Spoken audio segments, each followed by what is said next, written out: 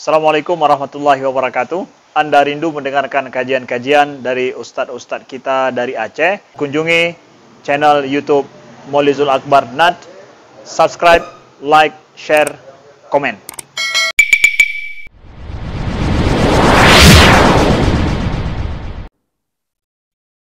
حمدا كثيرا طيبا مباركا فيه.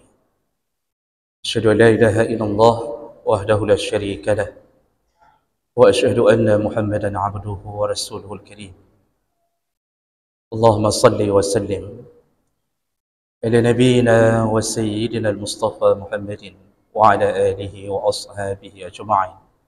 أما بعد، فيا عباد الله، أوصيكم وإياي بتقوى الله، فقد فاز المتقون. أعوذ بالله من الشيطان الرجيم. بسم الله الرحمن الرحيم.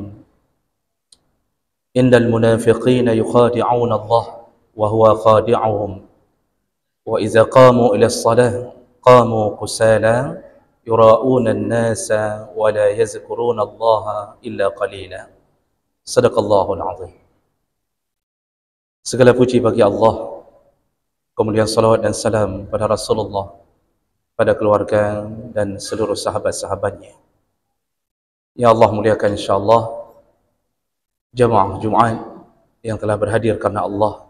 Mudah-mudahan ini menjadi penyebab terbukanya pintu surga untuk kita insyaAllah. Jamaah yang Allah muliakan, salah satu sifat yang paling dikhawatirkan oleh para sahabat Nabi, yaitu ketika mereka tergolong ke dalam golongan munafik. Karena munafik ini salah satu yang menyebabkan seseorang diharamkan masuk melalui surga Allah. Dia harus lebih dahulu merasakan nerakanya. Maka di zaman Nabi SAW muncullah orang-orang munafik ketika Nabi berada di Madinah. Karena munafik tidak muncul ketika Islam tidak kuat, tapi munafik muncul ketika Islam sudah berjaya, Islam sudah kuat, maka muncullah orang-orang yang merongrong Islam. Maka munafik itu dibagi menjadi dua macam. Yang pertama disebut dengan munafik i'tiqadi, yaitu munafik aqidah. Munafik aqidah yaitu orang-orang yang sebenarnya kafir tapi mengaku-ngaku Islam. Dan mereka ini dipastikan berada di dalam neraka Allah. Allah sebutkan dalam surat At-Taubah 68, wa'adallahu al-munafiqin wal-munafiqan wal-kuffar nara jahannam khalidina fiha. Allah janji seluruh orang munafik, baik laki-laki maupun perempuan, bersama orang-orang kafir dalam neraka jahannam kekal selama-lama. Maka munafik aqidah adalah orang-orang yang menyembunyikan kekafirannya, menampakkan keislamannya. Dan itu di Madinah dipimpin oleh Abdullah bin Ubay bin Salul. Ada beberapa nama yang telah diberitahukan oleh Nabi SAW kepada penjaga rahasia Nabi, yaitu Huzaifah al-Yamani. Rasulullah kalau menceritakan rahasia, beliau ceritakan kepada Huzaifah. Ketika Nabi memanggil Huzaifah menceritakan belasan orang yang disebut munafik, ketika keluarnya Huzaifah dari rumah Nabi, Umar menghadang Huzaifah. Kata Umar, Huzaifah, beritahukanlah apa yang diberitahu oleh Nabi. Kata Huzaifah tentang nama-nama munafik. Lalu kata Umar, kalau begitu beritahukanlah nama-nama itu kepada aku. Kata Huzaifah, aku tidak akan memberitahukannya. Aku telah berjanji untuk menjaga rahasia ini. Lalu Umar mendesak Huzaifah, lalu kemudian mengatakan, kalau begitu, beritahukan saja, apakah aku termasuk dalam nama-nama tersebut? Huzaifah akhirnya mengatakan, engkau tidak termasuk wahai Umar. Barulah Umar merasa senang hati. Begitulah mereka takutnya menjadi golongan munafik.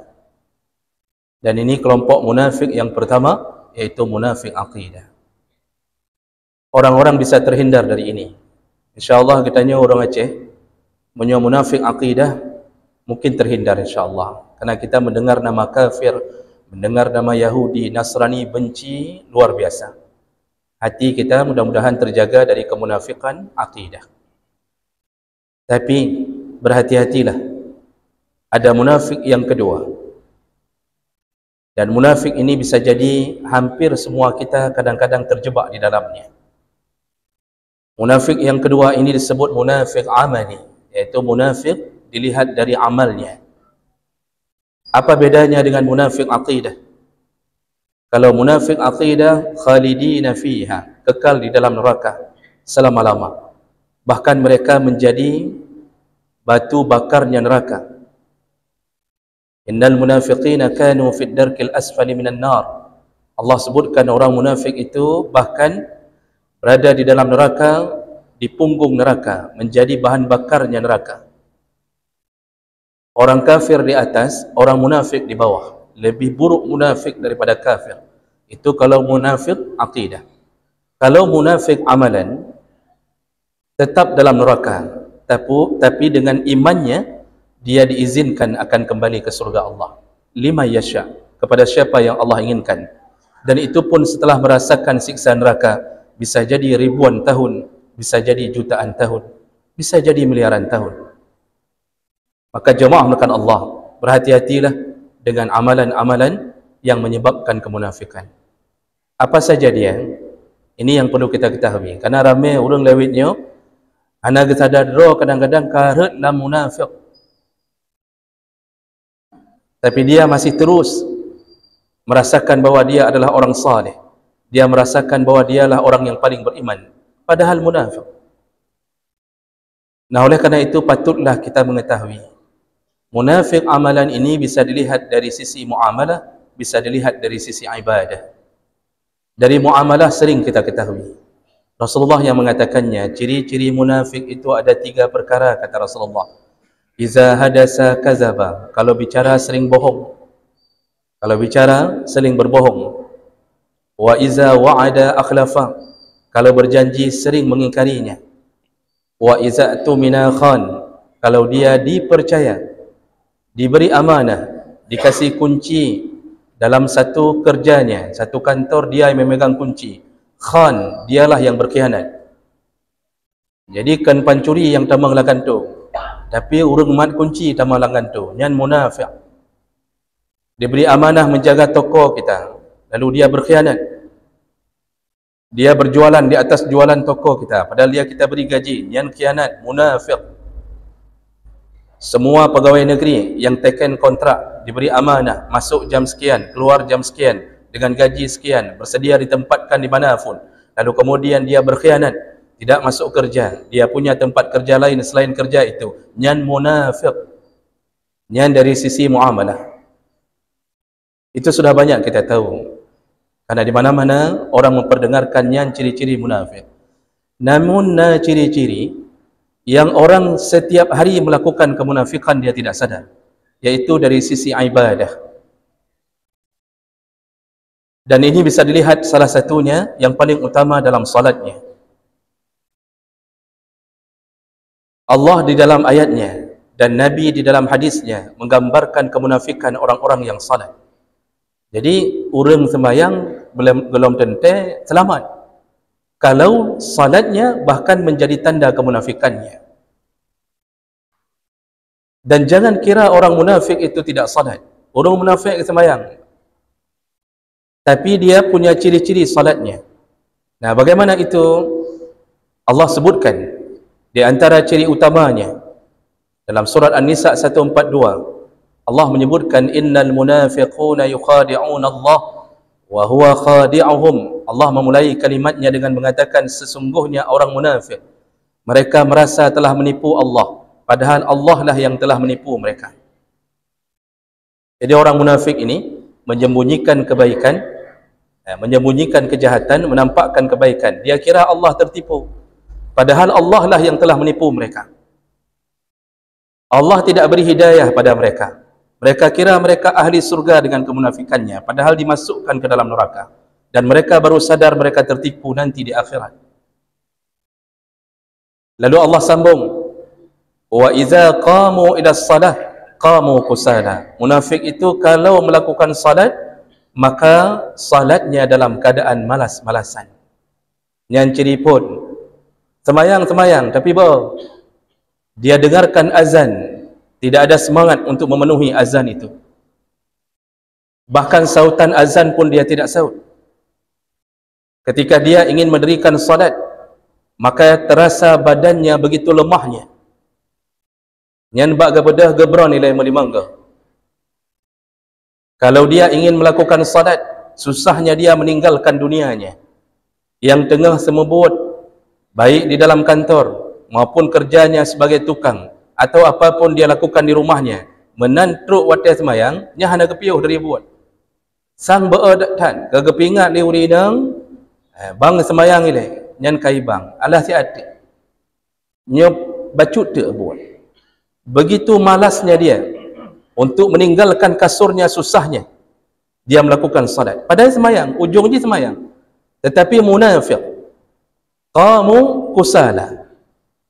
Ciri yang kedua, yura'unan nas. Allah sambung, kalau dia salat, maka dia melakukan perbuatan ria. Salatnya dia nampakkan hanya kepada manusia, tidak penting pandangan Allah Subhanahu wa taala. Maka jih orang munafik menyuruh semayang, gak semayang ke manusia terkait. Kalau dia datang salat dilihat oleh banyak orang, Masya Allah, dia nampakkan seakan-akan khusyuknya dia. Dia nampakkan begitu bagusnya rukuknya, begitu lurusnya sujudnya, begitu bagusnya dia duduk tasyahud. Bahkan kaki belakangnya dia angkat, tidak dia tidurkan berdasarkan sunnah Nabi SAW. Yang bak getakbir cukup ged, mandum ged, gesembayang gebaca habis, yang di ke orang lain. Watai tengah dingin dia orang lain. Bahkan nyamuk yang menggigitnya pun dia tidak peduli. Hana garu kena garu ke dia hana gatai-gatai dalam sembahyang. Yang menyodi ke gaup sembahyang. Menan sembahyang di rumah langsung tampil beda. Ketika di rumahnya, di dalam kamarnya tidak ada yang melihatnya, langsung salatnya tampil beda. Sujudnya asal-asalan, rukuknya asal-asalan, matanya menatap kiri dan kanan untuk melihat apapun yang lewat di hadapannya. Bahkan dia bisa memperhatikan apa yang dimainkan oleh anak-anaknya. Tidak ada duduk tasyahud yang sempurna. Bahkan wuduk pun asal-asalan. Kepakan hana dingin legok. Nyan munafik. Makanya hati-hatilah kita tanya ke gak pakan gak nak semayang. Pakan waktu di rumah hana gak le. Bahkan Al-Fatihah pi kadang-kadang na yang tinggal-tinggal. Di ke gak dah baca Al-Fatihah dah pilih surat-surat yang gak untuk dah baca. Artinya surat-surat yang panjang-panjang kadang. Dilikut gak ada Al-Fatihah langsung takbir. Hana le yang panjang-panjang. Ini yang kedua, yaitu salatnya munafik suka menampakkan pada orang lain. Lalu yang ketiga, wala yazkurunallaha illa qalila. Mereka tidak mengingat Allah kecuali hanya sedikit saja. Jadi dalam salatnya, rakaat 1, rakaat 2, dia hanya teringat tentang takbiratul ihram. Rakaat berikut-berikutnya dia mulai masukkan dunianya. Yang katingat kebut kantu, katingat kebut rumah, katingat keno, tingat kedi. Wala yazkurunallah. Dia tidak banyak mengingat Allah illa qalila, kecuali hanya sedikit saja. Nah, yang model ada semayang jamaah, watai ada semayang, sadar draw ke watai salim. Waktu salam dia sadar. Ketika kita tanya imam tadi rakaat pertama baca apa, dia tidak tahu. Rakaat kedua imam baca apa setelah Al-Fatihah, dia tidak tahu. Maka jemaah melakukan Allah, hati-hati ketika selalu solat dalam keadaan tidak khusyuk. Selalu. Menyo sigaga nyan talawan kemunafikan hana bepu. Tapi sabi-sabi lagi nyan ketanya ka munafik. Itu ciri 3 yang pertama di dalam satu ayat. Di dalam hadis Nabi tambahkan ciri-ciri yang lain. Orang munafik itu paling susah melakukan salat isya dan salat subuh. Paling susah. Rasulullah mengatakan, innal munafiqin, inna asqala salat 'ala al-munafiqin salatul isya wa salatul fajri. Salat yang paling berat dilakukan oleh orang munafik yaitu salat isya dan salat subuh. Maghrib ada na kesemayang, watai isya Ketika tengah nonton filem, nonton sinetron, itu untuk memulai salat Isya walaupun azan berkumandang, yang susah luar biasa. Maka ji model-model lagi untuk semayang ada habis filem. Semayang ada habis tontonan-tontonan yang dia sukai. Belum menyona bola. Tengah na bolanya hanya semayang ni. Semayang popo le malam, popo put malam. Walaupun dalam hukum boleh, tapi ketika dia melakukannya bukan karena tahu hukum, tapi karena malasnya, dan dia lakukan setiap hari, dia munafik walaupun semayang. Yang walaupun semayang Isya tetap dalam ujung neraka ni. Lalu kemudian salat subuh. Begitu susahnya bangun. Makanya kenapa di mana-mana masjid saf dalam salat subuh hanya 2 saf, 3 saf, paling banyak masjid-masjid yang punya jamaah yang banyak 5, 6 saf.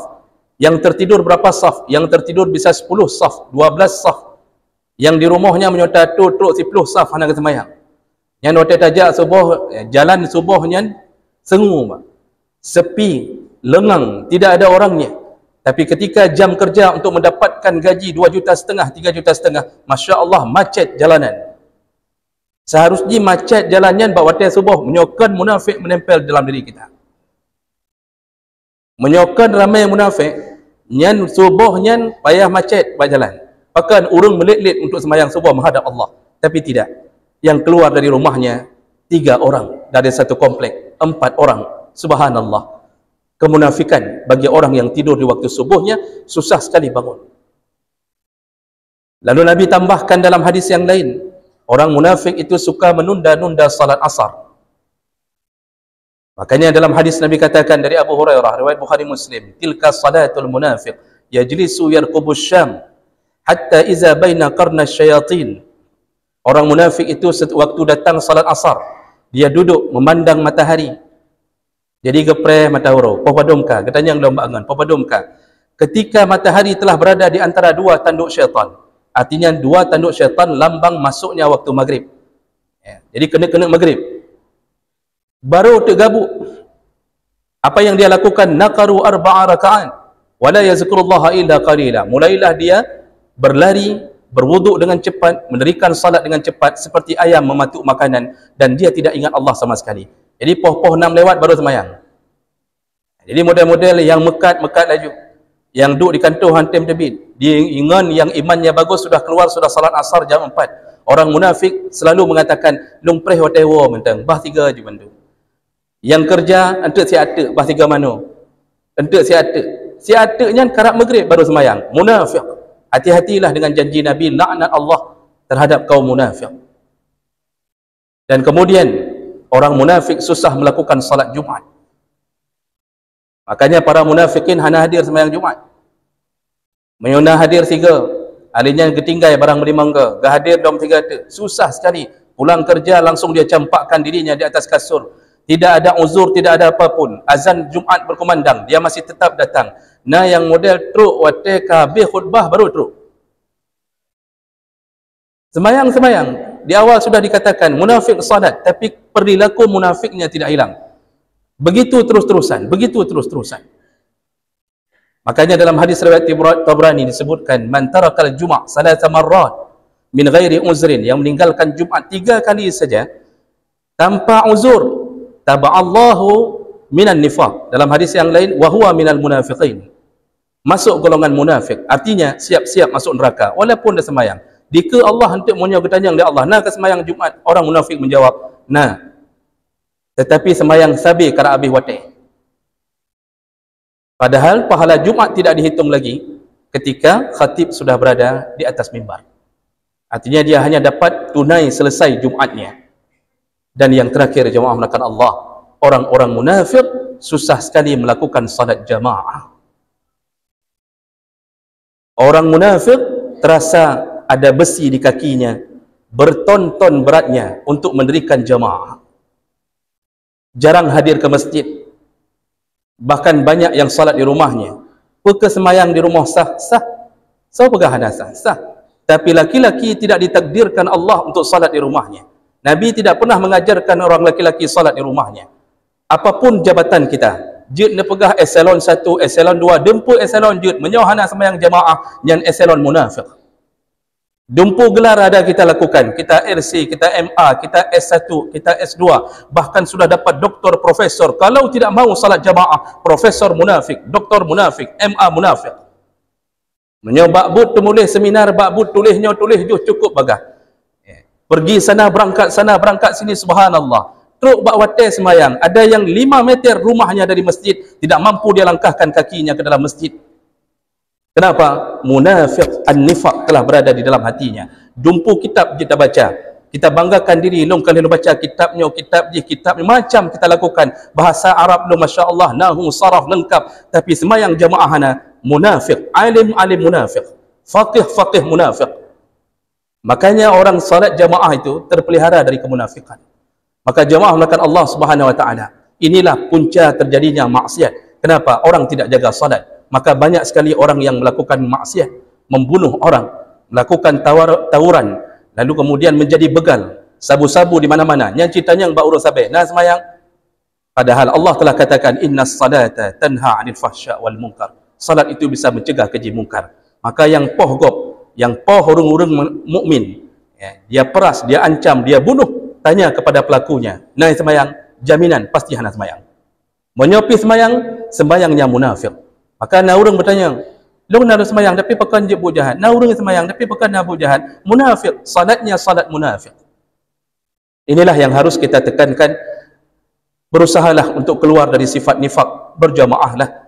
Kuatkanlah diri untuk tetap datang memenuhi azan Allah, memenuhi panggilan Allah. Mudah-mudahan kita semua Allah selamatkan dari neraka Allah, dan mudah-mudahan Allah jauhkan kita dari sifat nifak yang telah diberitahukan oleh Allah dan Nabi-Nya.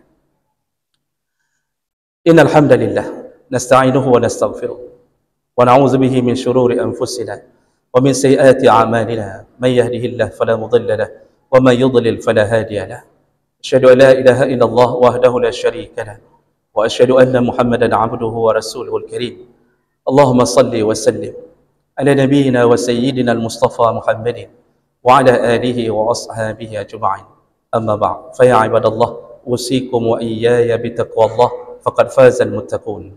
أعوذ بالله من الشيطان الرجيم. بسم الله الرحمن الرحيم. إن المنافقين يخادعون الله وهو خادعهم وإذا قاموا إلى الصلاة قاموا كسالى يراءون الناس ولا يذكرون الله إلا قليلا. صدق الله العظيم. بارك الله لي ولكم في القرآن العظيم ونفعني وإياكم بما فيه من الآيات والذكر الحكيم وتقبل الله مني ومنكم تلاوته إنه هو السميع العليم.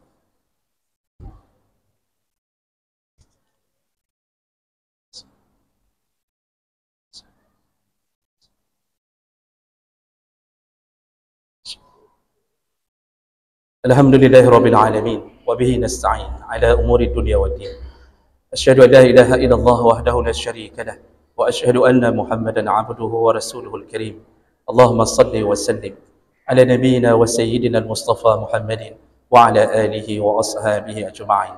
أما بعد فيا عباد الله اتقوا الله حق تقاته ولا تموتن إلا وأنتم مسلمون. أعوذ بالله من الشيطان الرجيم. بسم الله الرحمن الرحيم. إن الله وملائكته يصلون على النبي يا أيها الذين آمنوا صلوا عليه وسلموا تسليما.